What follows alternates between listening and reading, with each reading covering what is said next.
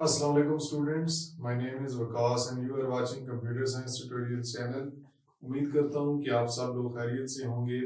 आज के इस लेक्चर के अंदर मैं आपको सेकंड ईयर का चैप्टर नंबर 3 स्टार्ट कराने जा रहा हूँ। चैप्टर नंबर 3 जो आपका है ये बेसिकली डेटाबेस डिज़ाइन प्रोसेस इस चैप्टर का नाम है और सेकंड ईयर की कंप्यूटर की बुक में ये थर्ड चैप्टर है। इसमें हम डेटाबेस से रिलेटेड मुख्तलिफ ऑब्जेक्ट्स के बारे में पढ़ेंगे, डेटाबेस का डिज़ाइन किस तरह बनाते हैं और इसमें ईआर डायग्राम के बारे में थोड़ा बेसिक कंसेप्ट पढ़ेंगे। ईआर डायग्राम क्या होती है, इसी तरह ईआर डायग्राम के अंदर हमें कौन कौन से सिंबल्स इस्तेमाल करने होते हैं, डिफरेंट रिलेशनशिप्स कौन कौन से होते हैं डेटाबेस के अंदर और उन रिलेशंस को किस तरह हम यूज़ करते हैं। फिर हम पढ़ेंगे इंटिटीज़ क्या होती हैं, एंटिटी क्लास क्या होते हैं, एट्रीब्यूट्स क्या होते हैं, रिलेशनशिप क्या होता है, जिस तरह भी आपको बताया रिलेशनशिप के बारे में। इसी तरह फिर हम पढ़ेंगे जी इसके अंदर लॉजिकल मॉडल क्या होता है, डेटाबेस डिजाइन लॉजिकल क्या होता है, फिजिकल डेटाबेस डिजाइन क्या होता है। ये सारी चीजें हमने इस चैप्टर में कवर करनी है। तो शुरू करने से पहले लेक्चर आप सब लोगों से एक रिक्वेस्ट है कि आप काइंडली मेरे चैनल को भी सब्सक्राइब करें अगर आप फर्स्ट टाइम यहाँ पर आए हैं, और अगर आपको कोई वीडियो पसंद आती है लेक्चर्स की या आप इसमें कोई इम्प्रूवमेंट देखना चाहते हैं तो उसके लिए भी आप मुझे लाजमी कमेंट में बताएं। तो आज का टॉपिक शुरू करते हैं। सबसे पहले आपका जो क्वेश्चन आता है वो आपका बेसिकली डेटा मॉडलिंग से रिलेटेड है। डेटा मॉडलिंग क्या होती है? सवाल आपकी बुक में ये है कि what is data modelling, what are the ingredients of data modelling. अब मैं जो नीचे देख रहा हूँ वो मैं आपको पहले ही बता देता हूँ क्योंकि आपकी सेकंड ईयर की मैं बुक से पढ़ा रहा हूँ, आईटी की बुक है, इससे मैं पढ़ा रहा हूँ, तो इसको मैं सिर्फ बेसिकली क्वेश्चंस वहां से रीड कर रहा हूँ और साथ साथ जो मेन डेफिनेशन है वो भी आपको मैं बता दूंगा। बहुत सारे स्टूडेंट्स देखते होंगे कि बहुत सी ऐसी वीडियोज हैं जिसके अंदर बोर्ड पहले से भरा हुआ होता है और उस पर वो सारी चीजें आपको लिखी हुई नजर आ रही होती है, डेफिनेशन या वो बहुत सी चीजें जो पहले वहां पे लिखी हुई होती हैं उसको मेंशन किया हुआ होता है ताकि स्टूडेंट्स उससे आसानी से सीख सकें। हर एक अपने तरीकाकार है, मैं ये नहीं कहता कि सारे गलत हैं या सारे ठीक हैं, हर एक अपना तरीकाकार होता है पढ़ाने का। तो मैंने अपने लिहाज से ये देख सोचा है कि मैं साथ साथ पढ़ाया करूँ क्योंकि बच्चे जो होते हैं पाकिस्तानी स्टूडेंट्स हो या कहीं भी स्टूडेंट्स होते हैं वो बुक को ज्यादा फॉलो करते हैं और बुक की बताई हुई चीजों को ज्यादा उसके ऊपर अहमियत देते हैं। तो लिहाजा अगर बोर्ड भरने भागू यहाँ से बोर्ड भरने से आप वैसे भी बोर हो जाते हैं और ना आपको वो इंटरेस्ट पैदा होता है, जो आपका चीज सीखने में इंटरेस्ट होता है वो आपका खत्म हो जाता है अगर वो इस तरह की चीज पहले से मौजूद हो बोर्ड पे। तो इसलिए मैं वन बाय वन साथ साथ पढ़ूंगा और उम्मीद करूंगा कि आप लोगों को जो मैं पढ़ाने का तरीकाकार यहाँ पे आपको पढ़ा रहा हूँ आपको पसंद भी है। तो सवाल है what is data modelling and what are the ingredients of data modelling. एक तो उन्होंने पूछा है कि डेटा मॉडलिंग क्या है और एक उन्होंने पूछा कि कौन से उसके इंग्रेडिएंट्स हैं, कौन से उसके अंदर हम कह सकते हैं पार्ट्स हैं, ऑब्जेक्ट्स हैं जिनकी बेस पर डेटा मॉडलिंग की जाती है डेटाबेस में। अब जिस तरह आप मिसाल लेते हैं इस मार्कर की, अब इस मार्कर को बिल्ड करने से पहले इसका एक मॉडल डिजाइन किया गया होगा, ठीक है, इसका मॉडल एक डिजाइन किया गया और उस डिजाइन को यूज करके हम मैन्युफैक्चरर्स के पास गए और उन्होंने फिर उस डिजाइन के मुताबिक मुख्तलिफ मार्कर्स को बनाया। सिमिलरली हम डेटाबेस को डिजाइन करने से पहले हम डेटाबेस के अंदर मॉडलिंग करते हैं कि हमें कौन कौन सी चीजें, कौन कौन सी इंफॉर्मेशन चाहिए होगी ड्यूरिंग डेटाबेस डिजाइनिंग। देखिए जब भी कोई डेटाबेस एप्लीकेशन बनाते हैं तो उसके अंदर हमें मुख्तलिफ उनके ऑब्जेक्ट्स की जरूरत पड़ती है। उन ऑब्जेक्ट्स के बारे में हम स्टडी करते हैं या उनके बारे में इंफॉर्मेशन इकट्ठी करते हैं और फिर उसके बाद डाटा जब गैदर हो जाता है फिर उसके बाद हम उसको प्रैक्टिकल्स इंप्लीमेंट करके एक एप्लीकेशन बनाते हैं। तो हमारा सवाल है सबसे पहले डेटा मॉडलिंग। डेटा मॉडलिंग में जाने से पहले हमें मॉडल के बारे में पता होना चाहिए।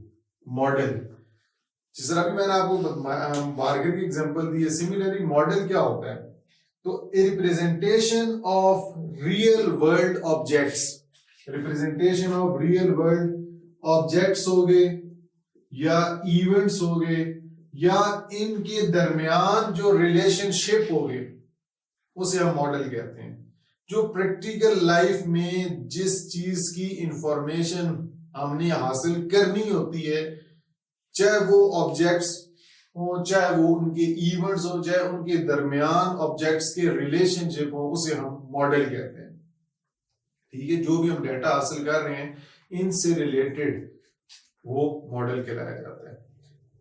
The model helps the user to understand the complexities of real world objects। Model हम क्यों बनाते हैं? ताकि हम प्रैक्टिकल लाइफ में या प्रैक्टिकल काम में जाने से पहले उस इंफॉर्मेशन की, उस डाटा की या उस ऑब्जेक्ट की मालूमात पहले हमारे पास मालूम हो, हमें पता हो और उसके मुताबिक हम इजीली वो इंफॉर्मेशन वहां पे यूज कर सके। जो उनकी पेचीदा जो काम होते हैं उसकी हमें पहले से इंफॉर्मेशन पता हो, ताकि हम मॉडल के थ्रू आसानी से वो डिजाइन डेटाबेस कर सके। The data modeling is a process of identifying data objects and the relationship between them। अब सवाल, जिस तरह मैंने आपको टॉपिक हमारा बताया था, डाटा मॉडलिंग। डाटा मॉडलिंग एक ऐसा प्रोसेस है जिनमें हम उन ऑब्जेक्ट्स को आइडेंटिफाई करते हैं कि वो जो डेटाबेस हम बनाने जा रहे हैं उनमें कौन कौन से ऑब्जेक्ट्स इन्वॉल्व हैं और उन ऑब्जेक्ट्स के दरमियान रिलेशनशिप क्या है। ऑब्जेक्ट्स आइडेंटिफाई करने के साथ साथ हम ये चेक करते हैं कि उन ऑब्जेक्ट्स के दरमियान रिलेशनशिप क्या है। ये पूरा जो एक प्रोसेस होता है, एक पूरा जो मेथड होता है जिसके अंदर आप ऑब्जेक्ट्स को ढूंढते हैं, आइडेंटिफाई करते हैं, जो उसमें इन्वॉल्व होते हैं डेटाबेस में, जो पार्टिसिपेंट्स होते हैं और उनके दरमियान जो रिलेशनशिप होता है ऑब्जेक्ट्स के, उन्हें हम डेटा मॉडलिंग कहते हैं।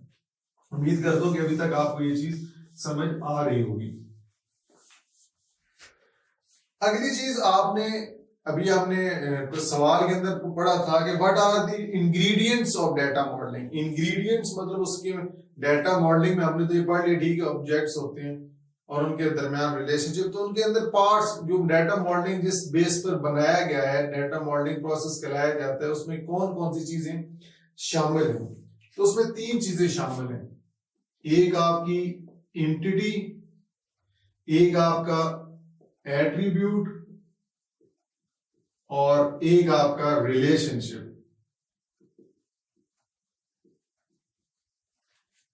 बेसिकली ये 3 एट्रीब्यूट्स हैं, या हम कह सकते हैं, एट्रीब्यूट्स क्या, 3 इसके ऑब्जेक्ट्स हैं। 3 ऑब्जेक्ट्स, एक एंटिटी, ये इसका पार्ट है। मतलब डाटा मॉडलिंग में ये तीनों चीजें हम आइडेंटिफाई करते हैं। ठीक है, तीनों चीजें जो है इसके बारे में हम इंफॉर्मेशन हासिल करते हैं। कौन किसके बारे में? एंटिटी के बारे में, एट्रीब्यूट के बारे में और रिलेशनशिप के बारे में। अब इनको वन बाय वन पढ़ते हैं। सबसे पहले हम बात करते हैं एंटिटी की। Anything about which information is stored in the database is called entity। Anything about which information is stored, कोई भी चीज जिसके बारे में हम डेटाबेस में स्टोर करने जा रहे होते हैं वो एंटिटी कहलाई जाती है। एंटिटी किसी जगह का नाम भी हो सकता है, किसी शख्स का नाम भी हो सकता है, कोई इवेंट भी हो सकता है। कोई भी चीज जिसकी इंफॉर्मेशन, जिसकी मालूमात हम डेटाबेस में स्टोर करने जा रहे होते हैं उसे हम एंटिटी कहते हैं। मिसाल के तौर पे मैं कह देता हूं जी, प्लेयर, डॉक्टर या सेल, ये एक इवेंट है। ये सारे क्या हैं? ये एंटिटीज कहलाई जाती हैं जिनकी इंफॉर्मेशन हम डेटाबेस में स्टोर करते हैं। आप बुक में भी देखते होंगे एंटिटीज। वैसे तो एंटिटीज हकीकत में देखें तो एंटिटीज आपकी कैपिटल लेटर्स में होती हैं, बड़े लफ्जों में। मैंने सिर्फ समझाने के लिए आपको यहाँ पे प्लेयर, डॉक्टर और सेल ये बता के लिखा है। ये एक एग्जांपल बन सकती है कि इनको हम एंटिटीज कहते हैं। आप इनको एंटिटीज को वैसे डेटाबेस में कैपिटल लेटर्स में लिखते हैं। क्लियरली? नेक्स्ट आपका एट्रीब्यूट आ जाता है। एट्रीब्यूट बेसिकली प्रॉपर्टीज को जाहिर कर रहा होता है। ये प्रॉपर्टीज होती है किसी भी एक एंटिटी की।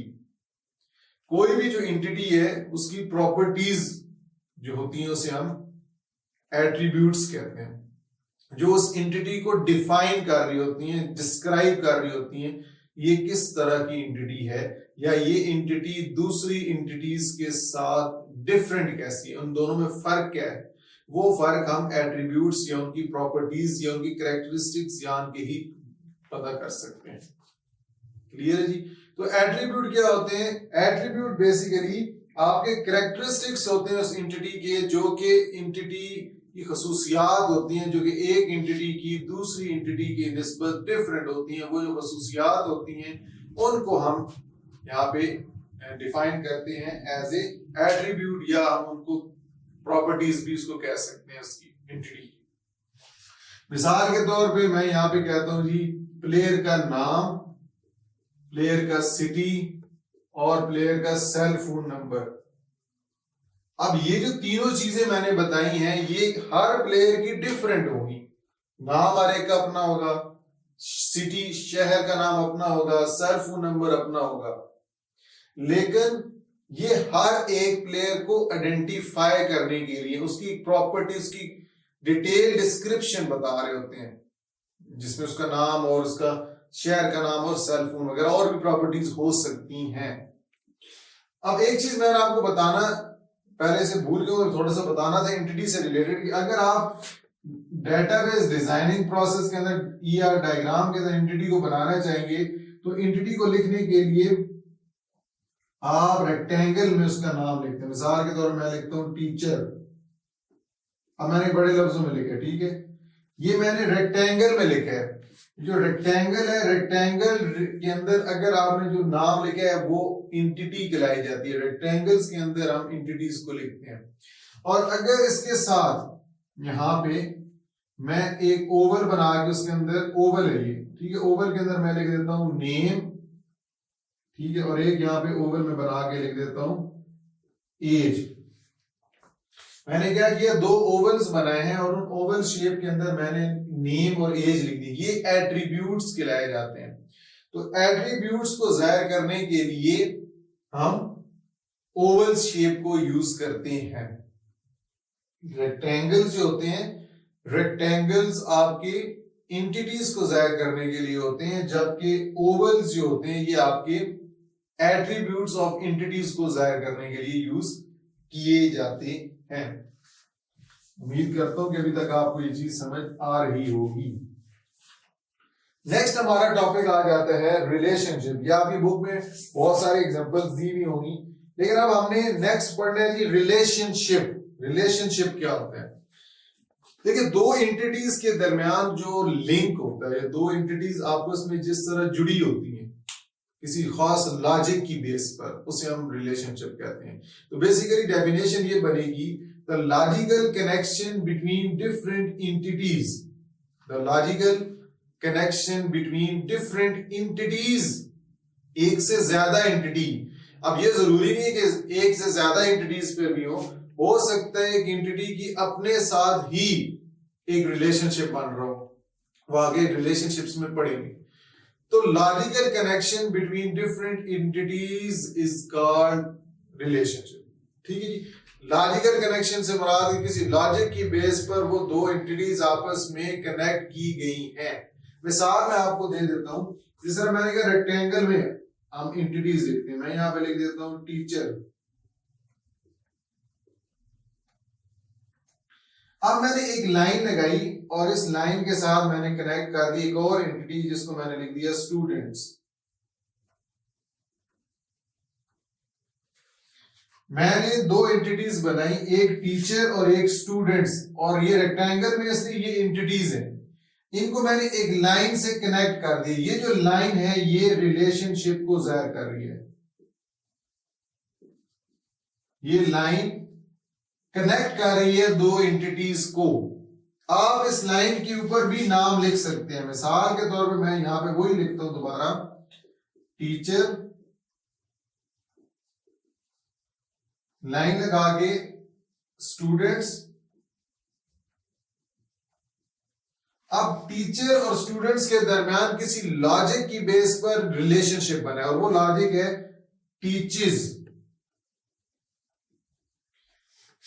Teacher teaches students. अब टीचर और स्टूडेंट के दरमियान जो रिलेशनशिप बनाया गया है वो आपका टीचेस की बेस पर ही बनाया गया। टीचेस क्या है? ये एक लॉजिकल कनेक्शन बना रहा है। लॉजिक है, लॉजिक इन दो एंटिटीज के दरमियान। तो आप लाइंस के ऊपर भी लिख सकते हैं, लेकिन ईआर डायग्राम के अंदर अगर आपने रिलेशनशिप बनाना है, ईआर डायग्राम के अंदर अगर आपने रिलेशनशिप बनाना है तो ये डायग्राम के अंदर आप डायगोनल की जो डायग्राम होती है, डायगोनल, इस डायगोनल को यूज करते हैं रिलेशनशिप को डिफाइन करने के। मैं मिसाल के तौर पे ये टीचर वाली बना देता हूं। इस डायगोनल के साथ मैंने एक टीचर वाली एंटिटी अटैच कर दी और एक स्टूडेंट्स वाली। ठीक है, मैंने यहां पे लिख दिया टीचर्स। अब ये जो आपका ये वाला जो आपका सिंबल है जिसमें मैं बोल्ड कर रहा हूं, ठीक है, ये आपका डायमंड सिंबल कराया जाता है। ये आपका डायमंड सिंबल है।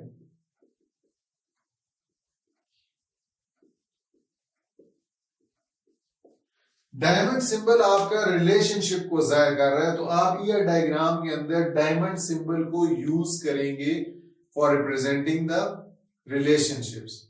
ठीक है। अब आप इन रिलेशनशिप्स की जो बात करें तो रिलेशनशिप्स बाई डायरेक्शनल होते हैं। बाई डायरेक्शनल हम इन दोनों साइड से इसको रीड कर सकते हैं, पढ़ सकते हैं। इस तरह teacher teaches students and students are taught by teacher. दोनों साइड से हम रिलेशनशिप्स डिफाइन कर सकते हैं कि teacher teaches students and students are taught by teacher. तो ये बाई डायरेक्शनल होते हैं। बाई डायरेक्शनल, दोनों डायरेक्शंस में इसको हम रीड कर सकते हैं और according to the relevant situation, हमारी जो सिचुएशंस होती हैं उसके मुताबिक हम उन रिलेशनशिप्स को डिफाइन करते हैं। तो आज का हमारा टॉपिक यहाँ पे कंप्लीट होता है, जो कि बेसिकली एक क्वेश्चन ही था कि डाटा मॉडलिंग क्या होती है। इसमें हमने मॉडल के बारे में पढ़ा कि जिसके अंदर हम मुख्तलिफ ऑब्जेक्ट्स और इवेंट्स के जो एसोसिएशंस है, लिंक्स हैं, उनको बनाते हैं, वो मॉडल बनाया जाता है। मॉडल किसी भी डाटाबेस के अंदर किसी भी एंटिटीज को या मुख्तलिफ कोई भी ऑब्जेक्ट्स हैं उनका डिजाइन होता है, उसको हम डिफाइन करते हैं। और ऐसा मेथड जिसके अंदर हम मुख्तलिफ एंटिटीज और उनके दरमियान रिलेशनशिप्स को डिफाइन करते हैं, वो डाटा मॉडलिंग कहलाया जाता है। और डाटा मॉडलिंग के मुख्तलिफ पार्ट्स हैं, इंग्रेडिएंट्स हैं, जिसको हमने वन बाय वन पढ़ा कि उनमें एंटिटी होते हैं, उनके एट्रीब्यूट भी होता है और डाटा मॉडलिंग प्रोसेस के अंदर रिलेशनशिप्स भी होते हैं। एंटिटी कोई भी चीज, कोई भी जगह का नाम, किसी भी चीज का नाम हो सकता है जिसके बारे में आप इंफॉर्मेशन हासिल कर रहे हैं डेटाबेस में, या डेटाबेस के अंदर जो पार्टिसिपेंट्स होते हैं उनको हम एंटिटीज भी कहते हैं। वो किसी भी जगह का नाम, किसी भी शख्स का नाम, कोई भी चीज हो सकती है, कोई इवेंट भी हो सकता है। इनको हम रेक्टेंगल्स में लिखते हैं या डायग्राम के अंदर। फिर हमने पढ़ा एट्रीब्यूट। एट्रीब्यूट होते हैं वो प्रॉपर्टीज को डिस्क्राइब करते हैं किसी भी एंटिटी की, और ताकि हम एक एंटिटी को दूसरी एंटिटीज के से डिफरेंशिएट कर सकें। तो एंटिटीज की जो एट्रीब्यूट्स होते हैं वो हम ओवल शेप में लिखते हैं या डायग्राम के अंदर। सिमिलरली फिर हमने रिलेशनशिप पढ़ा। रिलेशनशिप हमने कहा कि दो एंटिटीज के दरमियान जो लॉजिकल कनेक्शन होता है, लॉजिक की बेस पर जो कनेक्शन हम बना रहे होते हैं दो एंटिटीज के दरमियान, उसे हम रिलेशनशिप कहते हैं। जो रिलेशनशिप को बेसिकली ईआर डायग्राम के अंदर डायमंड सिंबल से रिप्रेजेंट किया जाता है और ये बाई डायरेक्शनल होते हैं, हम दोनों साइड से इनको रीड कर सकते हैं। उम्मीद करता हूँ कि आपको आज का ये जो लेक्चर है, कोशिश तो मैंने बहुत की अच्छी कि आपको अच्छे तरीके से समझ आ सके। फिर भी अगर मेरे लेक्चर के दौरान आपको कुछ चीज़ें सही समझ नहीं आई तो आप मुझे कमेंट्स में करके आप पूछ सकते हैं, नहीं तो ईमेल आपको मैंने दिया होता है। आप इस वीडियो के नीचे गिवन लिंक जो होता है उसके अंदर वहाँ पे ईमेल का आपको मैंने कांटेक्ट का बताया होता है, वहाँ से भी आप ईमेल करके भी आप क्वेश्चन मुझसे पूछ सकते हैं। और अभी इसी चैप्टर के ऊपर हम ये डिस्कशन करते जाएंगे वन बाय वन, क्योंकि थोड़ा सा मैं काम करता रहा हूँ कॉलेज का, जिस तरह आपको पता है मैं प्राइवेट कॉलेज में पढ़ाता भी हूँ, तो उस लिहाज से मेरे पास टाइम नहीं था और थोड़ी कुछ फैमिली प्रॉब्लम्स भी थी, जिस वजह से मैं टाइम नहीं दे सका, लेक्चर्स नहीं बना सका, रिकॉर्ड नहीं कर सका। तो उसके लिए पहले से ही सॉरी करता हूँ। तो नेक्स्ट टाइम इंशाल्लाह उम्मीद करूंगा कि आपको ज़्यादा इंतज़ार करना ना पड़े। तो इंशाल्लाह नेक्स्ट लेक्चर में आपसे मुलाकात होगी। तब तक के लिए अल्लाह हाफिज़।